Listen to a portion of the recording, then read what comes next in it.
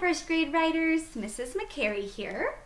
It is so exciting to be getting to teach your writing lesson today because we get to start a new genre, also called a type of writing. Last week you spent some time wrapping up your review and opinion writing, and now we get to move on to a new kind called fiction writing. Now on Monday, you did a lesson with Mrs. Bemis in reading that talked about things like setting, characters, problem, and solution. We get to use those same ideas as we gear up to start fiction writing. Now the first thing I want you to think about in fiction writing is you get to use something that you already have in your brain. Do you want to know what that is, first graders? It's your imagination. Ooh. I know all of you are great at using your imagination and coming up with all different kinds of ideas for stories. So, the first thing a writer gets to do when starting a fiction story is make up pretend characters. This could be characters that are similar to you or different. They can be your age, younger, older.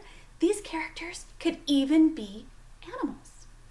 Now, once you have thought of your pretend characters, then you want to give your character a name. You might even want to think about some other things about that character, like where they're at, that would be our setting, and maybe some things that you want to include about this character, things that they like, or maybe even certain activities they like to do. Then, once you have your character and they have a name and you know about them, you might want to start brainstorming some adventures that they could go on. Some adventures, maybe some kind of excursions, some journeys, some trips, or just somewhere that they might go to explore. The possibilities are endless. Once we have our adventures in mind, then we're ready to start touching and telling across our pages.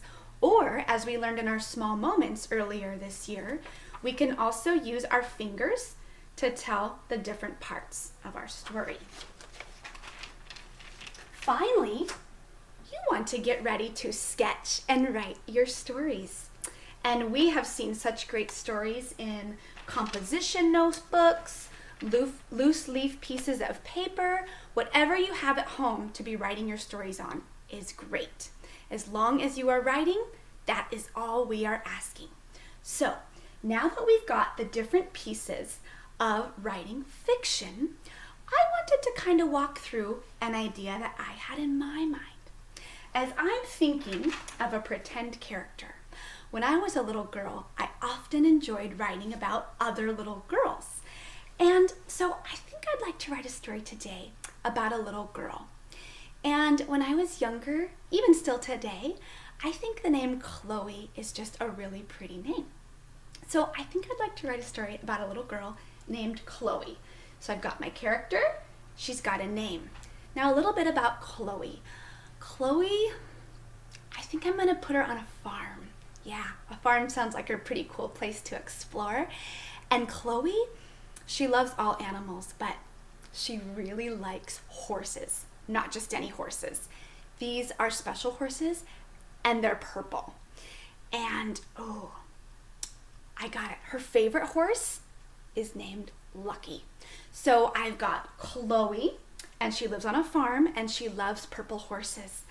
Chloe and her horse, they're gonna go on an adventure, and they're gonna go on a trail walk through the farm and then down into a forest that's nearby. But you know what? Chloe and Lucky, they're gonna run into a problem. Yeah, they're gonna run into a problem on this adventure. I think they are going to encounter some bad weather, and then it's gonna get really windy.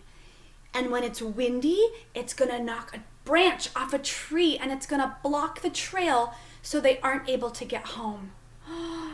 Oh my goodness, I wonder what could happen to solve that problem. I think I'm about ready to start touching and retelling. I'm going to do it on my fingers and see if I can come up with a solution by the time I get to the end of the story. Okay, so Chloe and her purple horse, Lucky, live on the farm. One day in the afternoon, on a beautiful sunny day, they decide to go on a trail walk. While they're out on that walk, the weather starts to change and the wind picks up and it snaps a branch off of a tree, blocking the trail. Chloe gets a little scared, but then remembers she can use positive self-talk to stay brave, and she can encourage her horse Lucky to do the same. After a little bit of time, Lucky gets brave, jumps over the branch that's blocking the trail, and Lucky and Chloe ride safely home. And that is the end of my story. Now, I bet so many of you were thinking of your own character you're going to start writing about. Remember, as you get ready to write today, you want to first think of a pretend character. Then you want to start to make a plan. What do you know about that character? Do they have a name? What type of adventure could they go on? And perhaps a problem they might encounter or some trouble they might get into. Now, writers, that's a lot of jobs. Remember, it's okay to take several days, maybe 2, 3, sometimes a writer even takes the whole week to write a story from beginning to end. You move at your own pace. Your teachers can't wait to read your fiction stories. Are you ready to give it a try? Off you go.